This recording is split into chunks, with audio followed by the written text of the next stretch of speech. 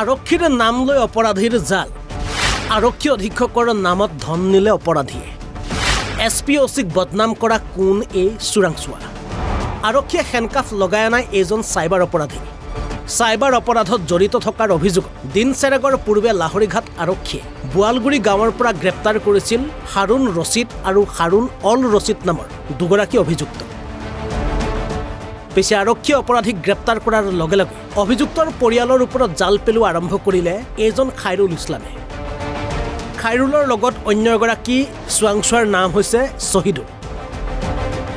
আৰু এই দুই চোৰাংচোৱাই অভিযুক্ত পৰিয়ালক নিজকে চিনাকি দিছিল চোৰাংচোৱা বুলি লগতে এছপি আৰু অচিক মেনেজ কৰিবৰ বাবে পৰিয়ালৰ পৰা দাবী কৰে 1 লাখ টকা তাৰে আগধন হিচাপে ইতিমধ্যে 20,000 টকা খাইৰুল আৰু ৰছিদুলে গ্ৰহণ কৰে এতিয়া অভিযুক্ত মুকলি আকাশৰ তললৈ নাহিল আৰক্ষীও মেনেজ নহল উপায়হীন পৰিয়ালে কাষ চাপিছে সাংবাদিকৰ মৰিগাঁও নিছে না কৈছে কলেজ মৰিগাঁও লৈ গৈছে লৈ গৈ পাছত 20,000 টকা দিছো দি পেলাই কৈছে টকাটো কাক দিছে এই চাইদুলৰ দিয়াৰ পিছত কৈছে যে লাহৰীঘাট আছে আসামিটো ওলাই দিব টকা 80,000 দি দিব এইটোৱে আমাৰ জন সাইবাৰজনক মুকলোৱাৰ নামত 1 লাখ টকা 1 লাখ টকা মানে আসামিজন কোন আসামি কাক আনিছিল হাৰুণ হাৰুণৰ কাক দুজনক আনিছিল হাৰুণ আৰু হাৰুণ ৰছিদ হাৰুণ আৰু হাৰুণ দুইজনকে মুকলোৱাৰ নামত 1 লাখ টকা লৈছে এজনৰ কাৰণে এছপি আৰু অচিৰ নামত এছপি আৰু অচিৰ নামত তেওঁ মানে আপোনাৰ হেৰিত চাইবাৰ সোৰ্চত কাম কৰে সোৰ্চত কাম কৰে লাহৰীঘাটৰ পৰা জহিৰুল ইছলামৰ ৰিপৰ্ট অসম লাইভ 24 আৰক্ষীৰ নাম লৈ অপৰাধীৰ জাল আৰক্ষী অধীক্ষকৰ নামত ধন নিলে অপৰাধীয়ে এছপিঅ'চিক বদনাম কৰা কোন এই চোৰাংচোৱা আৰক্ষীয়ে হেণ্ডকাফ লগাই আনাই এজন চাইবাৰ অপৰাধী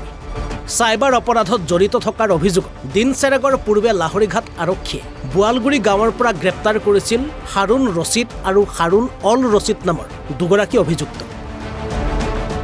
পিছে আৰক্ষীয়ে অপৰাধীক গ্ৰেপ্তাৰ কৰাৰ লগে লগে অভিযুক্তৰ পৰিয়ালৰ ওপৰত জাল পেলোৱা আৰম্ভ কৰিলে এজন খাইৰুল ইছলামে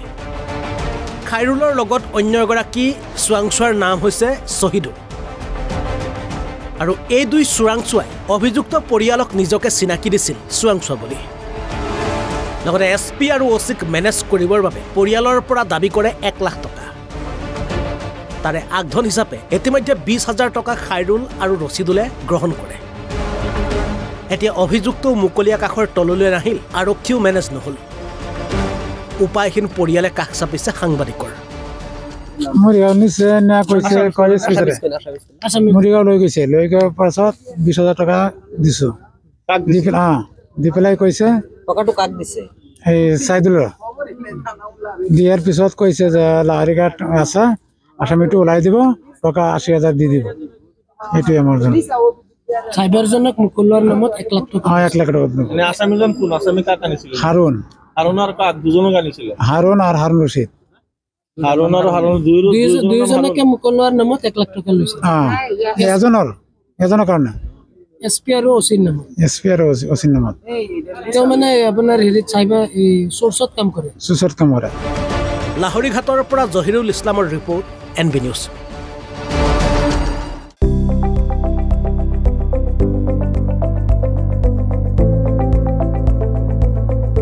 NB নিউজ